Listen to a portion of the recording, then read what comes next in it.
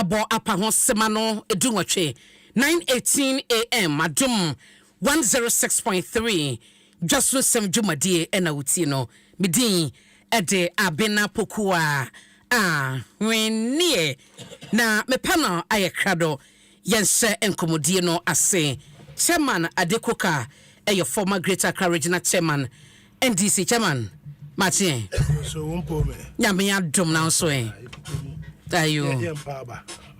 Mbacho say yempaba bibia be fine but yes me da say and watching Sierra Akwasi Ade Odike leader and founder UP Union Government enyo me say Agazi Martin ya medo it is saying adumara kwa ye there they say ya be se enkomodie no ase na yemfiti wo eno ankrata beto dwa from presidency ya omampani amyenya ntie se nipa miensa ena edi petition abreno warefe ediama Council of State otwen atie afutu omode beba se onyi Chief Justice Gertrude Tukono efri ho mechase e wo chairman koka ho chairman amenya michia one wona wo hwe na Chief Justice petition I'm say abembia ba inomebia was say oye or reset the country nema akocho o sheniye nti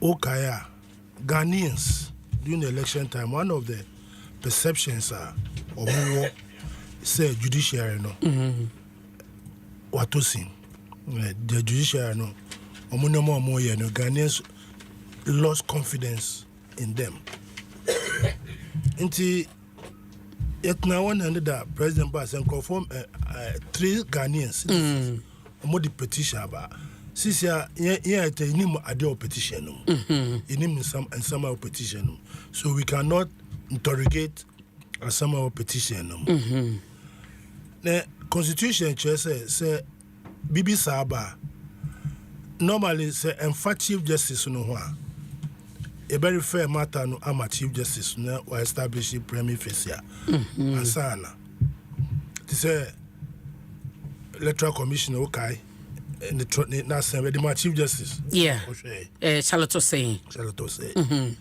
now we there because if Chief Justice no I will say President no or the common Council of State no or consult one asama Council of State bekano or no na obi diso it is so far no because say President or conveyor belt a paper no the man no or kind asama say and the enfangamo dike okay ni committee ni odike o mekan chem say asama nkofo akin they are about na woman and pay juma. It is so far no, that is where it is. I don't want us to discuss the merits or the demerits of the thing because minute na your name as some and we cannot speculate because a serious constitutional matter and you cannot speculate. So you're trying the president to know Council of State for establish prima facie so more establish so na ya to achi establish ya Mbrani chair say I would say ye 2 Supreme Court judges the peers of the Chief Justice in the Nkrofo Mensa omunye Council of State members omunye judge omunye MPs common people like and any ordinary Ghanaian member pies or the crap where friend say Uncle no party to be called party non-partisan and the people like who the case never friends and more cultural margin if we are decision ebebano papa or bonio President has no authority to vary the decision or say or implement it. That is the procedure. Until Kasapi, where the Kasapi ni okay, Professor Azar or the Bukre in the president, former president. Yeah. Or say there was no merit to touching. this time Grofo Mensa no Mudiaba. Grofo Mensa there be. The main child there. I don't want to prejudice the situation. Okay. Let's all hope and see, and pray within the next few weeks, you know, we will see how things place out. But it's a constitutional requirement, and the president had no choice but to forward it to the Council of State, and the people who also send the petition. Eventually, we will know them, because the petition bar, you must know who and who, and must know the reason why they brought the petition. Okay. Eventually, they will come and interrogate what is in the petition when everything has been done. And I think at this moment of time, no, we don't have to read any meaning into it. Much as suppose go for your politics about it or more. But during the election time, no, the good people of Ghana made it a point that the judiciary must be reset, because 9-0, 10-0, 11-0, basket goes, dozen too much. Basket, you know, goes anymore, no dozen. So the good people of Ghana, they were complaining. They didn't see that what was happening was in the right direction. Okay. And so if people have reason to bring a petition, I think let us see how it plays. Chairman Coker and our tenant cano, share Article 146 eho na echire niema wose ugina so say mampani bi Chief Justice bi niema wose ugina so didi kan wakasa about a stated misbehavior sebia wada suban bi dia ene tumi na dibia ne kita no kyese emfa eno didi kan de tosumie no incompetence sa dwuma na de ahye ne nsa no ontumi nyeni ye onte ase nti ze de wo ye no bisi basa enoka ho the tosumie say inability to perform the functions of his office, his or her office, arising from infirmity of body or mind.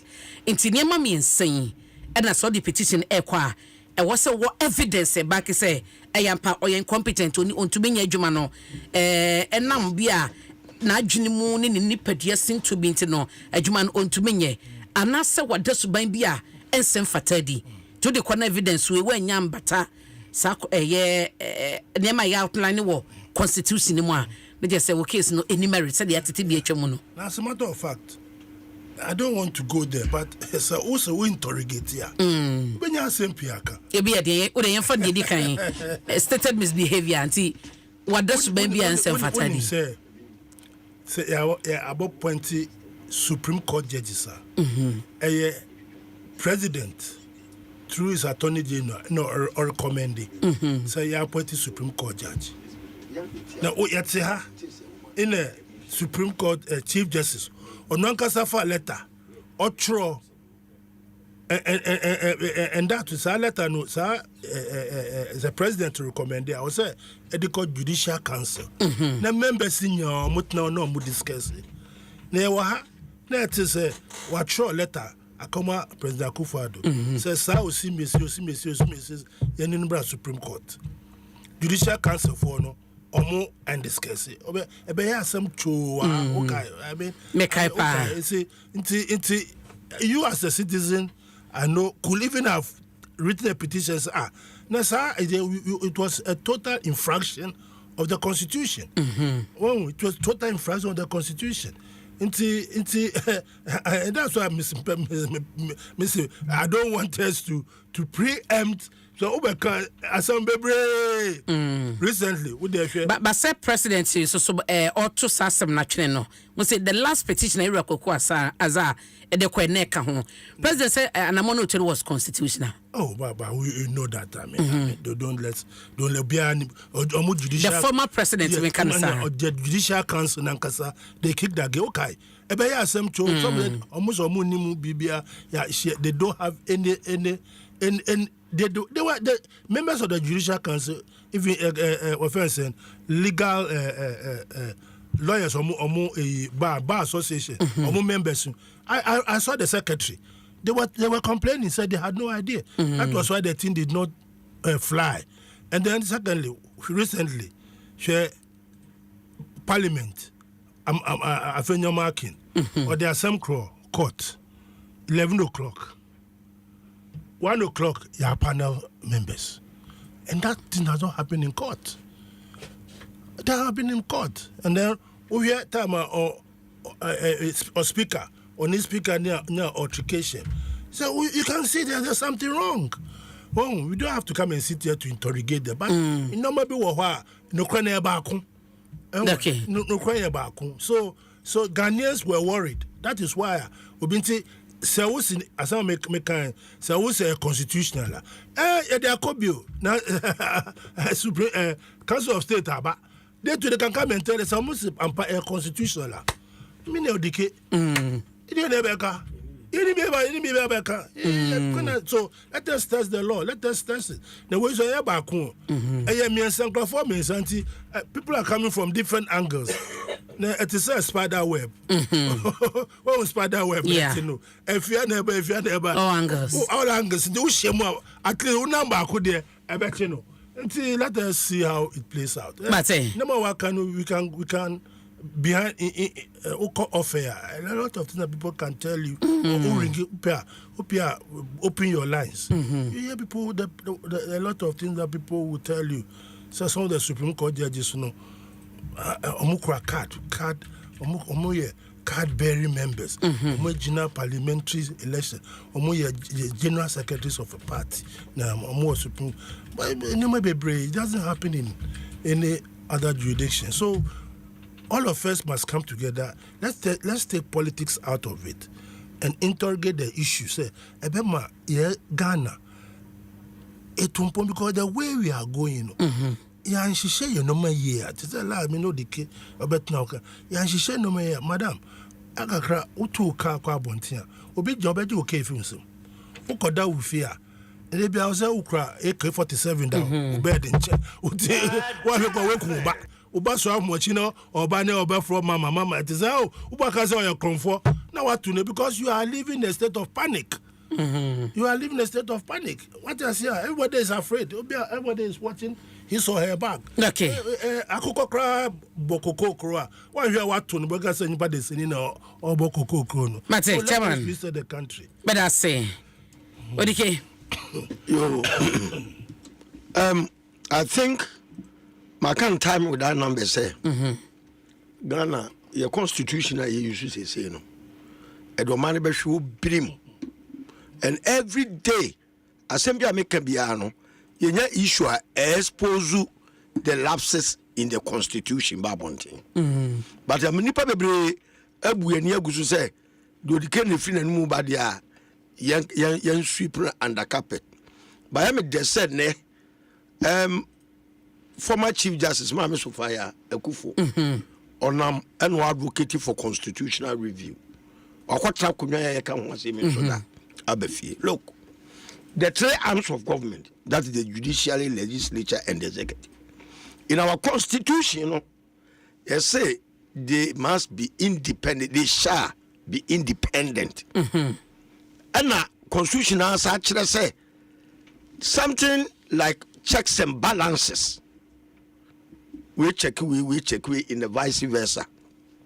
But constitution has said, dear Emma, the separation of powers now, a woman, my president come called judiciary and the parliament, a could do wrong. Ama your justice system, law enforcement, any rule of law, and you may be. Now, so we share judicial service. Said the entire president Quine, Emma promote 2 judges. No appointed CJ, no. Say to me, no. Say your mama so reset Ghana. Yan can was a young free president in some. Okay. Now, Omunya, the absolute independent minded, and man by the ethics and the code of conduct of the profession. Your mama. Or say, all opposition or say, a Kufuado Abaya packet judicial service with MPP known people, judges. Oko Akosomo, Okoshia NDC judge lawyers and judges lawyers. And was yes bar in order to neutralize it. No, yes, you have a point here for go. When we do this, a miscarriage of justices and I promote.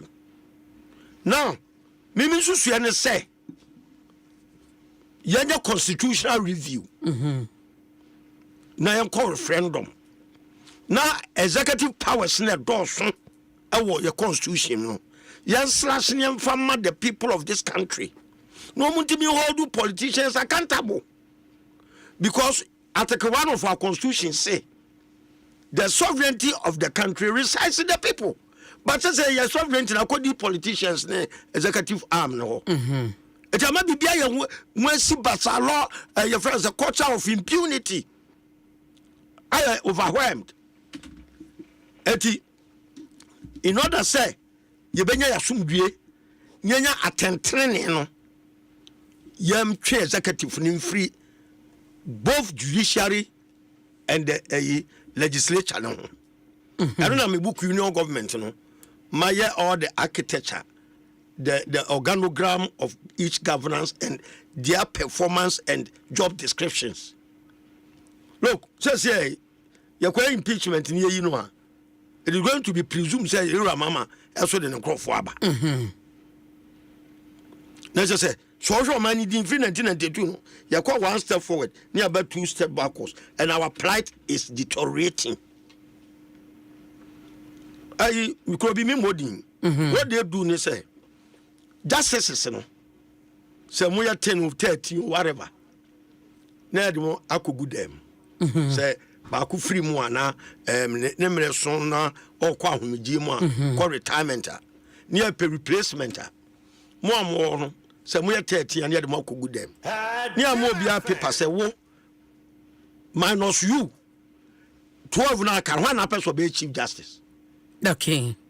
It did about 13 in a good them.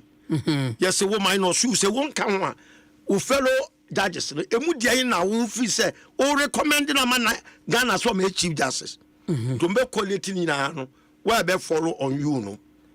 Now, Yajoa to never watch the president. Said, this is our Chief Justice. And no. Menka, and me dream well be now. Never watch the president. Baby. Now say Sunday, you Sunday. Me die. Me. And I said the Usu Sanka, you bet me dreamland to me again. No, me dreamland. Once I'm not okay. Bankanya bad so. That's all. Die soon. I hope I say the media channel. Mobaso so die. It you over so die man. You who say and you man I have on mine no. When you me abeso dike die say, "Mu ye say ya, mu be free wa hanu." Eti now, Oma, you need not come president. Not president, are sworn in. No, be legitimate. Omu promotion be a true marriage. At the judicial now, a baby sending the so. At the job description, the code of conduct, the ethics of the profession, Juma. Said the overball, Nyama, we are, am I impeaching? You're not the guardian principle of them. To be at the bottom by say, Uncle Bibia, Ebequacotosa, Amanino. But says, here to way about Weba, no packing Paco go Supreme Court, no one promote a work with me live for go be. A man called Sunny senior beyond. Yeah. No dear war. What I say, a idea, your constitution, and no money in the year. Ghana constitution is the enemy of the country. But how can Agophobia more benefiting from it? No, Umubu say, would the cake would treat you? It did be complaining. On my way, you're complaining every day. And now there's some cocoa to Anya, and they attending sa because of partisanship. We about one swallowing crop for Kugo. Assemble, to select a judge crown, a partisan. NDC judges, our non-NDC judges, we made their reward and the Kufuado. Say Kufuado, we also press about front line. Now, I mean, why are we doing this to ourselves?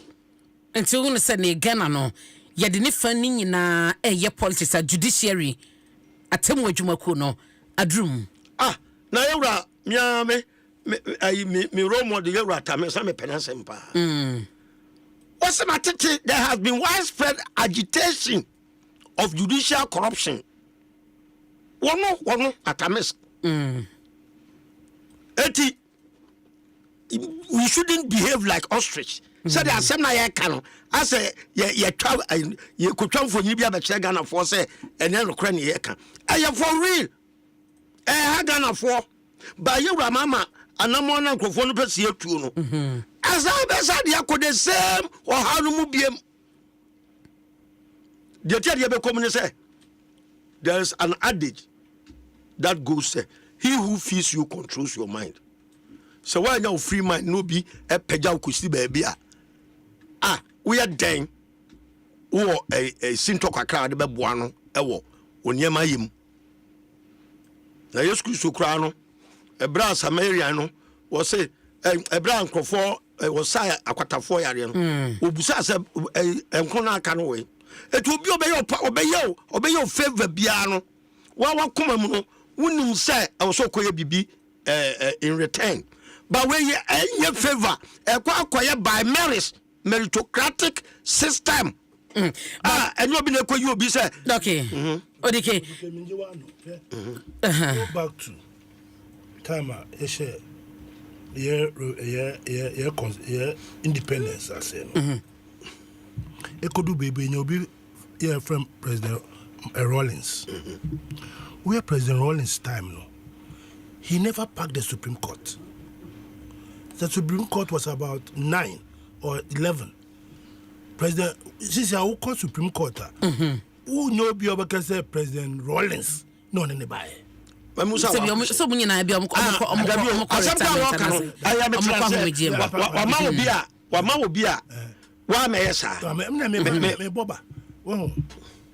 at President Atamils, Obaino. Who can say there was agitation? Say Yinji. Madam, former Chief Justice Georgina Wood. You see, President Mills. Chairman, sorry. President Mills tried, someone can try as possible to reset this country. MPP by President Mahama, he only sent 2 people to the Supreme Court. Poma, one other person. I've forgotten the name. 2. Supreme Court. So you could say that the numbers of the Supreme Court was very limited. What happened?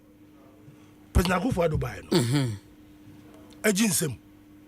But Obi Bisa say was he within constitutional the mandate of the law? That is it. And I say let them. You see, the Constitution made a certain. But they even though they didn't set term limits. They didn't set term limits for the Supreme Court. But presidents were aware, say, looking at other jurisdictions, America, for centuries, the Supreme Court has only been 9. Recently, Biden, the Democrats were pushing him because on the bench, it was more Republican than Democrat. And they were pushing Biden to bring it to 12. He refused. Chairman. The Kenya constitution, America deal, Ghana deal. The woman say I'm a president. That mandate. I agree with you. And the kind of your friend saying constitutional mandate, Diamano. Out to edidi ni dwuma no ye ntimi nkohunu obi adwene se we a obey obaba be ye enyema no pepepe me pacho obadwene Ghana ho anase de obey de once a constitutional man to me no obetuma ye according to the remit of the law. President no. And in this case in this case be a chairman who say morally say yes obi nye no emfa nkosi number say wanye nti say to me no wo kra say wo be ya obetumi unlimited ho say that was why I was to be say ya benya bad example of Akufo-Addo. Me baho. Yabenya bad example of Akufo-Addo. So as a nation, yes, I'm trying to trend Akufo-Addo. Bad example abroad de emrano or within the remit of the law. Yes, I'm trying. Now after Domahama, yes, I could not be a Akufo-Addo Subani bi. What is the guarantee, say President Awabai only be I don't know. Shakespeare can say there is no act to determine the man's construction by face. What do you mean? Be any? I can say what them say about say no be. In order say you be avoided the obey the own yenino. Yenyamra samra no. Am president to me. Unfortunately, am an enco sa ehono. Now say it is established in the entrenched clause, clauses in our constitution. Say, Ghana shall have 9 Supreme Court judges at any given time. Near entrenched, it will be a dream for the because me discretionaries. ABE 11, ABE 12, ABE 10. We need to entrench so many the ceremonial entrench in our constitutional review na eba no adienya we can repeat and get different results. I agree to a certain extent.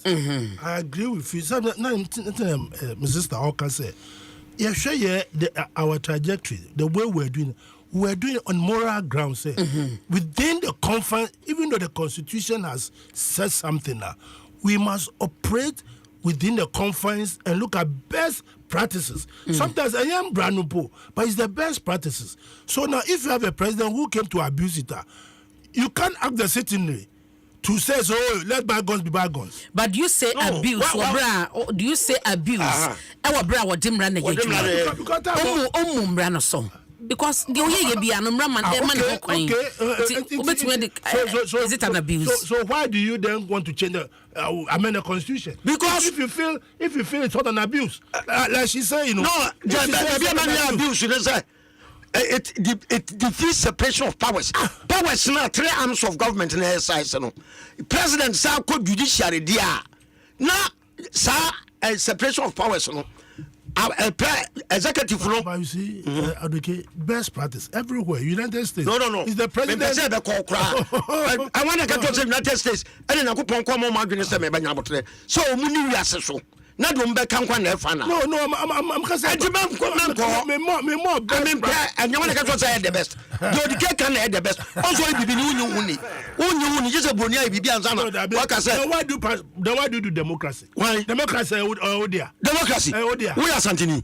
Oh, to us Santini. Go to a shelter region. When they or 2 4 mention our settings. Most are from the picky free mention at the coin. By undocumented. What Okomesia? Your parliament. But maybe Nifani Bunkum, a group of a paramonsis and a dedano. You can't a sahine, our Sankasema, or a defense minister. You can't sanahine, our Santikasema, on a financial minister, a finance minister. But here we are sections for one another. So why don't you go to our traditions? This is what I'm telling you, sir. The Bonidia, the government of America and Ghana, no, and the same. It's a carbon copy, sir. You be the same. Why do you go write the constitution? Chairman, Chairman, Adekoka ewa hasanso na yera kwasi adewodike na nakwadwo aje yaboa na ke MPP National Communication Team member wa bedru ke Martin mejo so ke efieduni oh that is excellency Edokre that is saying Abraham hoye wadaruma eno mpa bone wasani ntimi hoye pa so wala and that's what hold you all my fa kakra na yanko yenimba enkomo ayedi no eye enra 3 petitions amampani chesa nesaka ese onyi Chief Justice Gertrude Tokono efri hwaware fe ama Council of State said their emrani processes no etie eno nkomo na yedie abena bechia watiefo ene osono kokoko amanyoko emba ene mumpanifo nyina na ebekoso asere omo se omoma adwopere ensi wo party nim asembi oho bia yenka ofie na obi say phone say ebe silence amami amani beje pa anopay no amete de ekoso no me reho kakra. I ask myself, on my way here from the what is our focus? What is our policy direction? Where do we want to be? What do we want to achieve? To me, Ubisami, I will tell you, say, Supreme Court, one when in Abraham Traoré, Burkina Faso. Was Cesar the Shebre of Burkina Faso. I was there just last 3 weeks. Okay. Na yema branch in the next 5 years. Burkina Faso bia benya dan ya tenemu ama benya dan ye go. Nipan team empty house e twan say be wu nipa. Said the Gaddafi e Dubai your friends in Libya no. I mean, many he said silence here adwene. Be before yenya Jimmy fo. Ye nimu nyansa. Enema amotena opposition condemn is say enye no. And at the same time, John Mama Nitimu Mpensenpensenmu atem. Say or hide behind a constitution and or piling Krofogu Supreme Court. What there is Charlotte Sayedi. And to who condemn what the say in opposition. Na Ghana for based on your condemnation in your Abama.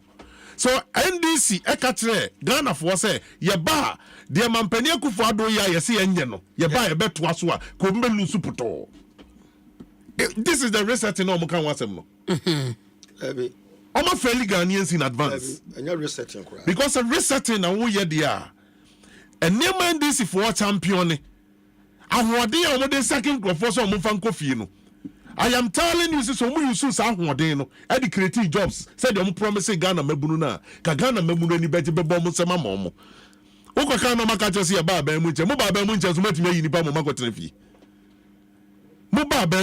There's somebody who promised to provide job for Ghanaians are now creating unemployment.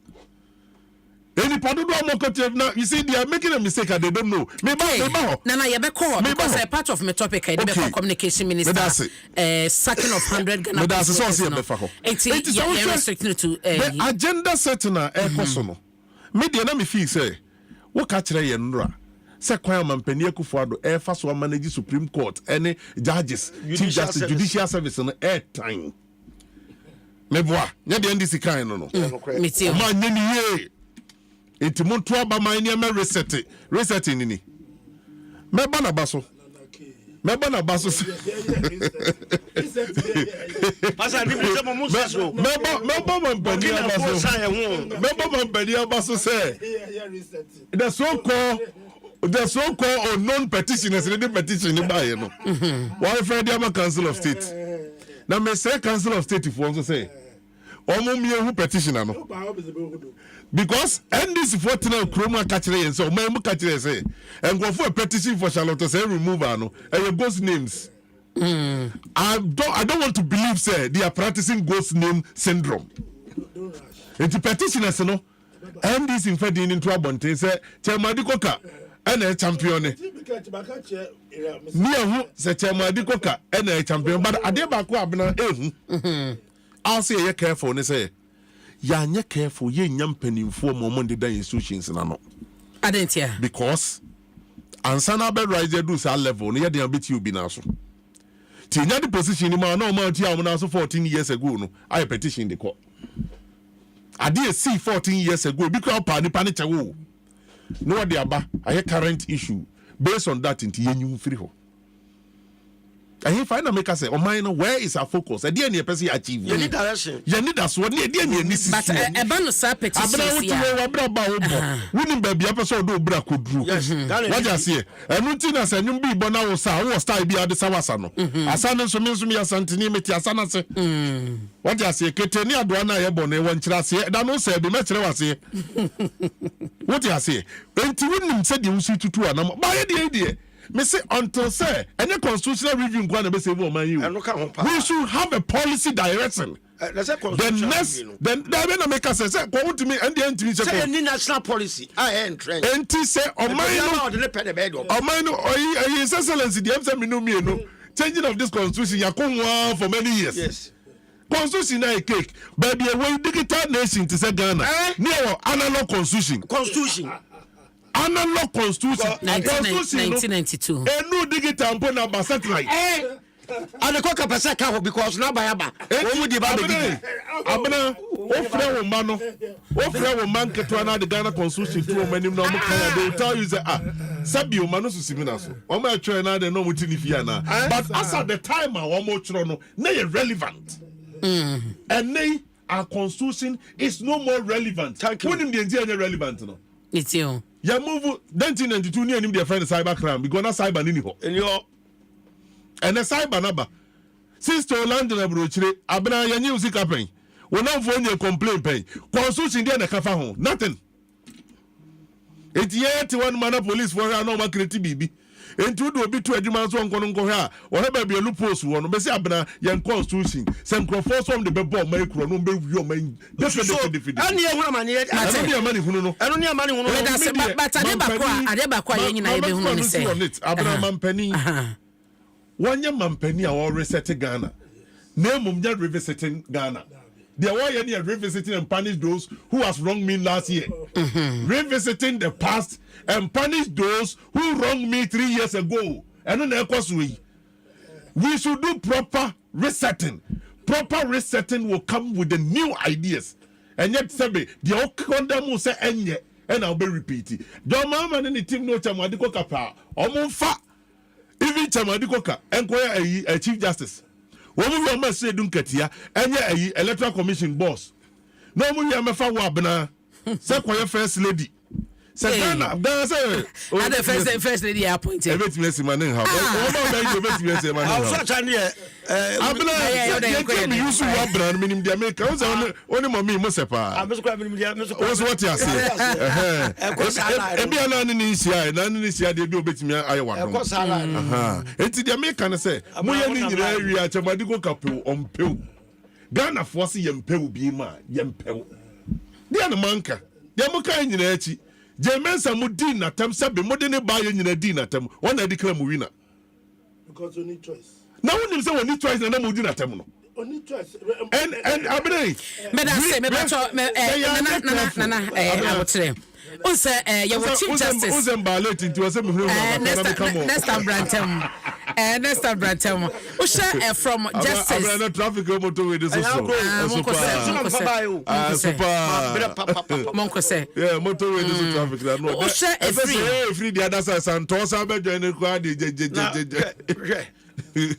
me free 25 and also abre sem efiti yamame nana ke hadwen efiti yamame Justice Georgina Wood eba be fire papa kwesi ani eba de ba be si yamame Sofia Kufu obi a oba ye bia there were petitions enkofo de koye say ye remove yom ebu aye botugu uni enough evidence uni merit ya ba ifofron so asanso aba ebe mo wasa be kwa wi echi na yete se dada de no a se etumi ya successful na omuyi ya mama get to the net say must set pace no e wo mayimu a eba na Chief Justice after ya adopt constitution se de adwuma no the first time a Chief Justice ye be na frekunya so ene de ekosu setumi ya successful a ene sabri it's because of campaign promise o me yes on bombe yi no petition bia ni ba bia mame obeba said the na make no petition bia ni say judicial no ebeye say judicial no beye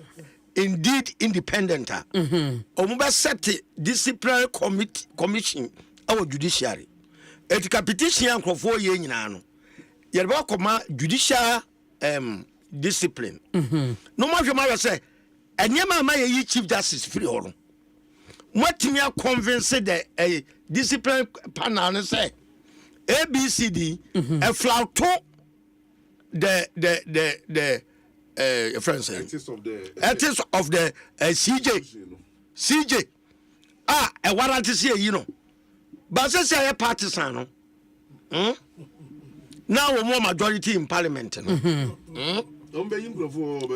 meba I can say I was a disciplinary action no e Judicial Council for Nsem mate na say we more e sa abono na come the petition of the president say ye ni pa ni hu say o see yi ni free o yes to aba e Judicial service num CJ fu by working sister na no dream word ho because ye nru e no na say awan no se ekọ awan no se ekọ e o se arrive ho by 4 because they na time chairman e o se ekọ ho ye dru ho abina minu na mo ka se minti o ma se wo abam ntundi ase o da be ka ene obam ya ka French ya ka moto position na ke wo condemn ni better fi wo condemn mo fuado on judicial issue na de anti ase o da kasa na patro mo man kasa ye ni president ye se wo better ya chairman meeting why okay uti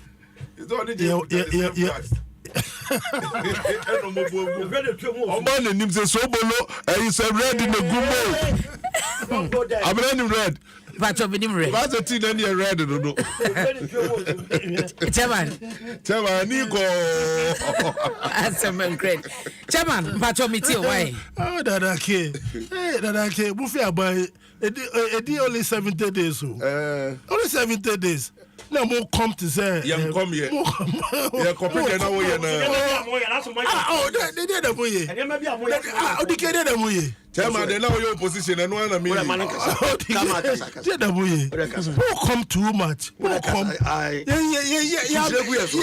yeah many constitution chairman also want to masie dey na want to masie because constitution amu be practice president Akufo be practice constitution 8 years. President Akufo-Addo, I be practice constitution 8 years. Professor Mose Freeman. Meba, yes we are. Mo time no. Unim say no men nyina wo. Unim say no men nyina wo. No one did nothing about it.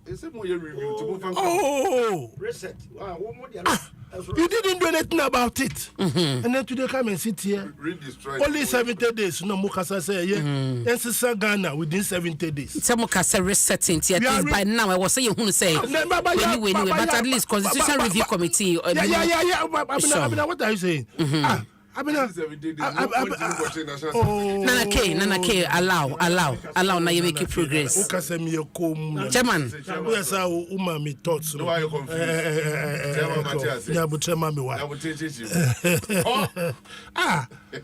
70 days, and we are resetting, you know, who reset immediately result. It takes time, and we are giving ourselves up to the end of this year. No, all the resetting will be in place. The constitutional review timeline. Say I'm said 3 months will be to bring their report. All those things are inimical to our constitution. And for why should we have MPs be ministers? I'm totally against it. Are they the only people with repository of knowledge? No. And that even bastardizes our parliament, because everybody themselves, me call parliament and be a minister. So who come at the party level now, you see a lot of corruption there to get to the top. So there are a lot of research now we are going to do. In this particular case, you know, during the election time, you know, Ghanaians were asking for the reset of the judiciary. And when they are going to reset the judiciary, it's the head of the judiciary who must be reset, and then the whole system will be reset. And that's what we are doing. Whether the caucus send a petition or whatever it is, no. Let us see what is in the petition.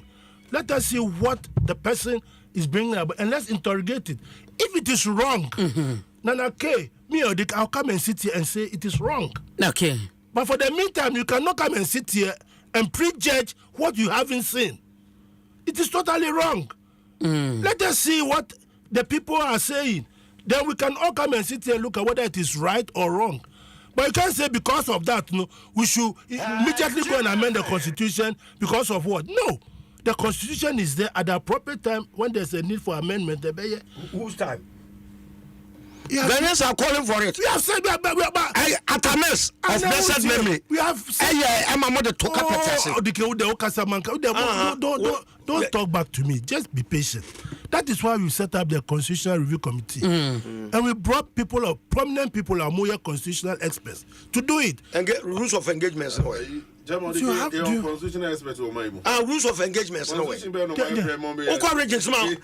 Representatives they are going around. They are not just sitting in the office, they're working. They are going, we don't know. They are going around. They are engaging who? Maybe reach out to them. If you have a problem, reach out to them. Well, don't sit down. Don't sit down for them. How do I reach out to them? If you want to reach out to them, you find out what they are. You ODK. Public officers, if you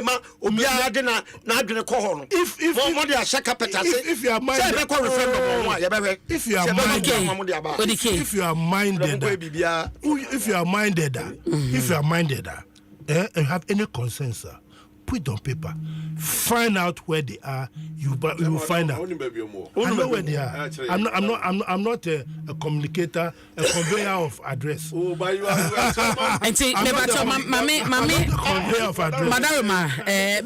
Chairman, my clarification way. The committee now, Mampani Constitutional Review Committee no, a 8-member committee now and according to Nkrata, Felix Kwachufusu, Edebayo no. Sa 2010 constitutional review na course no almost be review outcome of a year report juma no mo ye no on be review the outcome no and what is obesan so engage stakeholders current because 2010 to 2020 for 15 years and your master to obesan so engage stakeholders now no more that report no plus the review one no abomo and na omodia a present ama omampanyina omashe ho adwuma se enti meba odike nyabotre members I work committee ni no eye Professor H Kwasi Prempe oye chairman, Justice Ofayadira eye member, Professor Kwame Kakari member, Orare Charlotte Seyi eye member, Dr. Gordon Jokoto eye member, Ibrahim Tanko Amidu eye member, Dr. Isiansa member, and Dr. Rena Akumbergia eye secretary. Say yes, mom credentials ebi eye omo ma ye adwuma watemu adwuma ko ni mu. That's a constitutional expert. Yes, into no yen chain report on the beba. So please take your time, and it's not a matter of coming to the studio not prepared, well prepared, and just come and throw out tantrums. No, maybe nyabutre. I'm not mature, sir. Change results. Do you think Rome was built in a day? That's also more confident. Me back of 1992 year constitution. 92 year constitution. I practiced for 30 years, and we have seen that. Time I feel say Nana ke manen kasa pacho manen kasa. Na be no prepare. Assembly pan wa catch to prepare na ba. You are defending your party. Who defend your party? Me bacho mo Nana ke yenko yedim na they can be body party. I'm saying everybody know. Ninya butreo. Some the fracture. Oh, me tea grey. Echan wudio.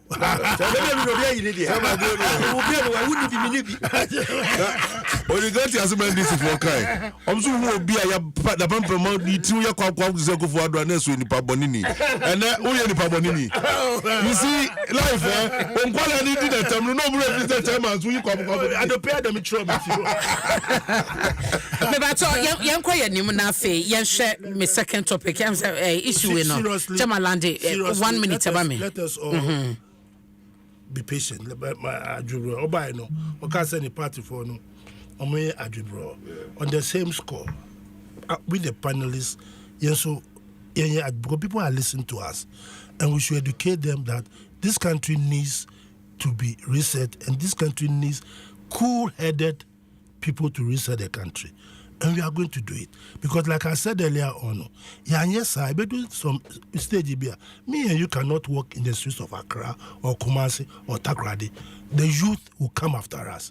So let us all be patient and just look at the dynamics and where it is wrong. All of us will put our heads together and put it. That is what I believe we should be done. May I say, Mame Fanko Communications Minister Ira Sam George and Nsem Odiatuja Enra Ghana Post Juma for or chese pe onone authority no was chese woman enyi enipa oha adi 100 na the reason say say omo fasa fuyi after December 7 election na MPP elusuye anopa many obo your former managing director Ghana Post akasa was it the whole of last year eni perform adwum 72 emu 40 no mo ho a eye adwuma allowance so no mo da na omo regularize wo mo de omo ebaye omo so mo processes ase in August and omo ye interview say yeah medicals ni ade na ediko wura ho no ma ye de fa omo enti to him no ohunu se bia yewra Sam George ihwehwemu a wo so ye no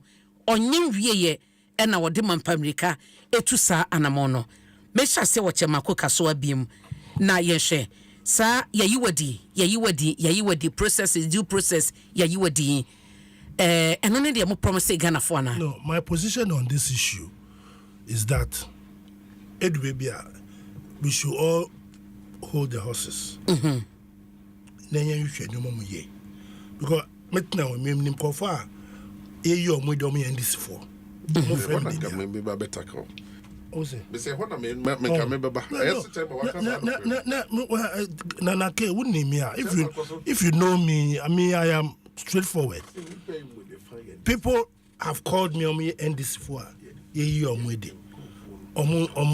So the problem Emma Adeba and say, you see, during the transitional time, no, okay, you see joint statement or NDC transitional team, I catch Aban say they should cease employment because we are employment after that period. Wage bill, no, you are bloating it because the government to know about no. After nobody share normal. Okay, suffer for. Honorable Osafo Mafo. At his vetting, he made a similar statement. Chairman, there's no resetting statement. Oh, I'm telling you. See, if Chairman, if you let me land, Chairman Kasa. You see, when you let me land, I'm just trying to tell you. I started my premise by saying that we should all hold our horses. So you know where I'm coming from. That two wrongs that make a right. Yeah. That's where I'm coming from. That I'm telling you that. In the past, what has occasioned this situation is statements that were made at a certain period. And when we came to transition, the same statement was made and it was not adhered to. Granted that they have been employed after 7 December. They are Ghanaians. They must be employed. They must get jobs. So if you have a budget, no, let us find space, right? Let us find space, and if their salaries can be accommodated, if the job they are doing is in the right direction, we keep them there. That's what I believe. I believe that we should be patient because after all, they are Ghanaians. They have got nowhere to go but to where, and we are a government who has the intention of creating more jobs. So if there are certain infractions, we need to sit down, look at those infractions and correct them and move on. As a nation, we cannot continue to come and sit in the studio every now and then, rather fighting among ourselves. You are not making progress. Do you think, say, the Ekoso Ghanaians are juma ye omadi na yesi processes any idea Sam George be kanenra? Are you being fair? Say the promises mo be inuma. That is what I'm saying. Yeah, sir. We should hold the horses. Let us do the relevant investigation. If their job description is there, unless I went to say a certain office, I don't want to mention the name. When I went there, just about a month ago, when we came to power, I saw these young girls and boys in the office. They don't even have chairs to sit on. They don't have offices to go in. Oh, they've been. I'll mention the place. NPA. I'll mention the NPA. When I went there, I saw all these young girls and they had no office. They had no office to sit, and they were hanging around. And I asked, what is happening here? Were they staff? They were staff. They had no office to operate from. They had no office to operate from. And they were just walking the corridors. And until Oma Fasa corridor for how long? Almost you employ I spoke to Omu in the office, employer after the change of elections. No. And they don't have offices. But Nandi at That's what I've mentioned. If you go there, they have not been sacked. Go there. So many employed us, only schedule. And it happens in so many places. We shouldn't behave like ostriches, bury our head in the sand. So now let us find whether we can create employment for them. You can deploy them into certain areas. Some of them were given letters without proper deployment. Say, oh, yeah, there's no desk for you. Well, they might have started the process long ago, but maybe when you went there, they had no offices to sit in. So let us have cool instead of fighting among ourselves. No? Let us interrogate. One offices. Research. And then we realize that we need to be cool-headed, sort this now, and employ them. Why there's a need for us to redeploy them to other institutions, we do that. Because they are Ghanaians, they must work, they must go to school. They must, we must reset the country for all of us to. You get up and you go to Ghana or Australia. American embassies is here, and now British High Commission is here. A lot of our young people have lined up, wanting to leave this country. And is it fair? Is it fair? Mate, adwuma kase no eda mo amanyofo so se mo be ma oman mu adjona e mabuna timiatino me da say don't let's shout. Odike menuaba containers na wo port na hu nyame ye be kan tiri ye wo se bo rate hotel ne ye kohodon the woman say civil service any public servants politicians abowuram manipulate adia enka wo se wo mo so eye autonomous say instead say politicians ebe push people into friend saying informal sector no ama businesses private sector na fa nipa no o ma fairly private sector no anu mo to many see public and civil service no so look post office almost see you if there's the need say you be fa nipa how ba fa ho be ebina me book ma to say even post office kra no any kwase political appointee na call as CEO we must find a way by merits ababe CEO how you aduma with the professionalism no ethics and code of conduct and to kwaya kunna MPP ban we yi CEO akwashawo NDC ban no do akwashawo and ye come back and forth the mere change of government MOB lose na aduma. What country are we building? I mean, we are 100%. So direction by the person Ghana echo. We must ask ourselves. Now, we are about 24-hour economy. Most passport officer mo can only adi. The kabai say the part 500 na wa. No push another 1,000 account because they will be running 3 shifts. It will more no find this 4,000 account. Nenye too early. 70 days in office. But and no share no budget on the koya. On my budget for 24-hour economy no. And they said your modi into the budget no that is not in sync with the 24-hour economy no because 24-hour economy kwame me budgetary allocation e ko within this budget. I very almost say omo about present the policy direction no, to parliament. But I say mo deliberate policy. But him say a long term. Ah, my goodness. Now, what the idea? I campaign. Add social contract between Mwabino and the Ghana for. Obiani akwebia ebeye a friend say slogan policy. Now that come say and this for Baba implemented a 24-hour economy. Now ko budget less won't mean capture baby budgetary allocation to implement the 24-hour economy now. Then you go back and say MPP for air komu fe nipa. And yes you say omunya yema. Mate. Eti young mom kwatena fi. Na yema end this information. Now try catch them to we are no number. Eti nima akoso Ghana no. Minimi na aya 100% say o man need direction. Mate. Ya constitution no at the your friend is saying discretionaries ama manofona o mu de sell man no Mate constitutional review no I say ya kokom dodo we want to know their offices so that we can go there because a public friend say office and be. Let us identify where we can locate them.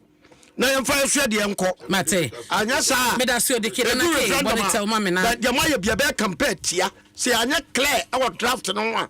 We will fight it. Me da say. Na ke body tell mama pa na fa yen hwe ECG containers ai. Ebre no. Me na de mo bia. 3 minutes. Ye na say anso a chena ne abeka. 3 minutes mpa chop a yen ko yenim. Me apa na kan. O ka say je bi nya say chena wonya bi nka. O ja mo from ba nka sa yen ko yenim. We don't papa we are kan. Because me implement policy nya na me ba be ma me dia ya. Abra no kre wo me say. Enka sebe obi a wahye bo se o ba be kum so no de kanya me boawo na hu so obi bi odi afidi a ebe yi so no ka wo boa na wo soso emetimi che no de wanya na kunu we de wahye Ghana for mabunu bo. Let me tell you, chairman, baby awo te no chairman Dikoka, you know this. Ghanaian youth voted for you because of jobs. Me, I spoke against my own government time I banking sector reforms. No, me na bank on my tete banks now. My this guy me gunu me no me be problem. On my year juma wo ho mu be kwa kwatena fi was my problem. Driver ni ankos kaunda. Ankos kaunda otefie. One with the identity no. Enti na nke kwan papa ben ne betimi dia fa so ne agi banks na free owners ne nsem. Ne ama na rane. A bank like GN Bank. Me say okọ tumu. Baby a me ko hu baby o mo office si. Eni pamponte ho. Villages ni hihye imranim. No mo be a bank ma wo. So me baby to say no. Yen support it. Yet said baby na cost na nko ya yenye banks in free wo nsem. Na me state owned banks. Ye pa yen converted to microfinance for the state. Baby offices ne bo ho na dey go office ni bi. E bi na ndisi for yi. The entire me bo form resetting no more can say resetting no more na revisiting and punishment no more no. So also oba be fa emabunu adwuma. This is what your campaign messenger Ghana mabunu de to abama mo no. Oba ye mabunu no yi bia di so mo nkotena fi. And let me tell you, Minister Chairman Diko can him this story. 1983 Rollins yeah the first school 79 one succeed oba back 81 no. 83 near wadwuma bi o Ghana near from a Greek. Ghana a Greek. Enya ministry no na ya dwuma kase ya Greek a omo eneka okokade a omo de mom ye nursery emme eni kokoo kade no a Greek adwuma na no. Champion de ba e. Mikro mu dwaso. A Greek na wo ho. Odikade no ni mikro mu dwaso wo. Wura kuro nim no ensuo ne so left say offices ego nyina ya Greek for office. Kokoo kase da tire nyina Greek. And we introduce their friend State Farm car. A champion. Tuba mikro mu dwaso State Farm asase da ho kakra. Rollins is taking over. No, he agreed for me ready mom kotrefi. My mother was a worker there. Kapre one farm mom. Mpensenpensenmu for the buy. And agreed from 1983. Petitions are who do my church. And Mpensenpensenmu there be anya fair to you people. Enti yete committee. Emo muhwehwemu. Empo wo hwe sa time na sika na etua mom. Ene ade bia keka 1800 no munyan. Ebia sa time 1008 no. Kebetimi asese ne baby shebre. Kibia me ko school way Lincoln. But Harvard ni bi they said ayi time Harvard dey money mama na eko. Ya no me free dwaso ne mi kura mu ayi e friend say wo tre dwaso na akwa bena champo. Bontemfo police kurom fa bode beto chok ni ade ono Harvard nyame amama wu ntwam oda. Atimata kura wan dimi adwam na Harvard. Okay. Enti the American say ekwan a NDC PNDC fast so ye Ghana for the same thing NDC number 2 eh. And I'm telling you, I'm compensate you be a capre. What is this? Adiani eh. You refi won sen crofo na ye you munira dia mo makotena fie no.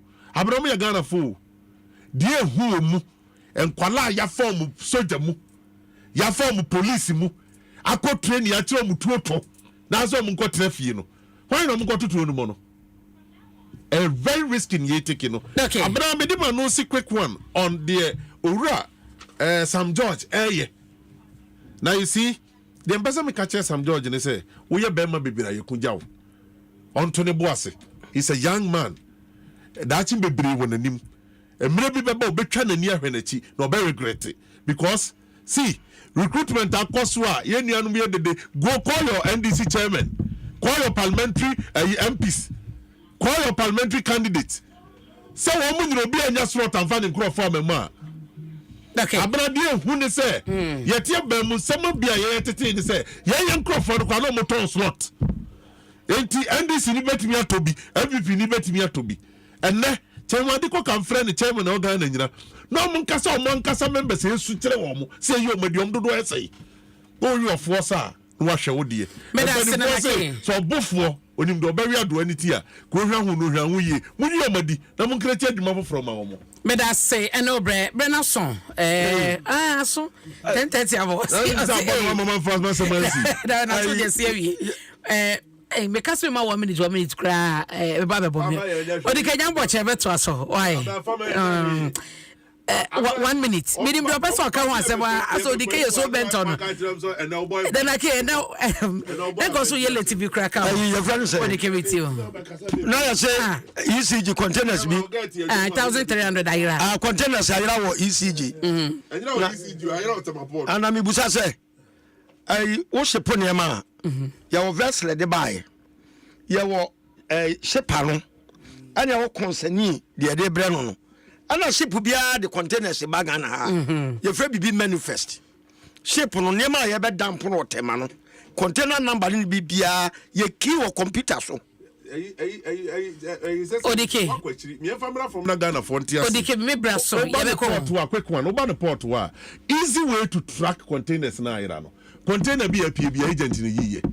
Agent to ye in the deal system nim. So just class of for key and make us of key system container number Jinapo agent be a way you Jinapo asema we be catch Ghana for and the amount kan nyina no yentie containers no once aba Ghana no ka say wo track ya once e fa tema enye difficult e dey na be catch ye no ye dey na betuma ya fa ho woni ama tumi say so obi anyina adwuma yi a monche no we can court asem say agofo we mu gira court if you ma we 1300 containers now onya bi onya ashin bia oh yeah populous approach type of I say now who say oti committee kwa yesu I say no report about straight yempet yenko say ya be say ati asem no court ya ti asem no court say all the container be create a port who was 60 days to clear one ko fa na ko demorage now for government ne confiscate here oko Supreme Court kura be lose that be ya confiscate kura me da say ya be indicate that ya confiscate I was system it omunya betre no investigate audit report e dey aba na all catch asem e wo mu now we have like you've said no now that we have know what is the audit it's the time now for us to look at where these things are going. No